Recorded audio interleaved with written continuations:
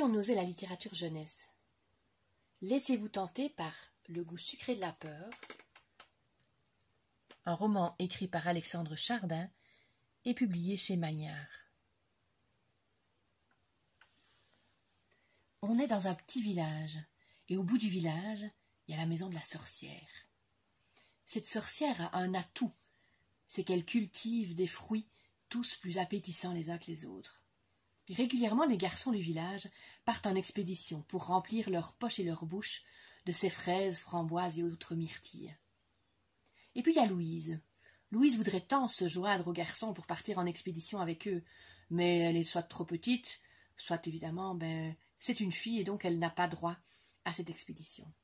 À force de persuasion, Louise va réussir à rejoindre une de ses escapades vers la maison de la sorcière, avec évidemment des consignes très strictes. Au signal, il faudra partir. Le jour J, voici Louise embarquée avec 3 garçons. Ils sont là dans le jardin à remplir leurs poches et leurs bouches. Les fruits sont savoureux, appétissants. Et puis, la sorcière sort. C'est le moment, il faut partir. Le signal est donné, mais Louise reste bouche bée. Pas moyen de quitter les yeux de cette sorcière qui est là et qui est sortie sur le pas de sa porte. Parce que cette sorcière ne ressemble pas du tout à une sorcière, mais plutôt à une vieille femme, toute seule et toute triste.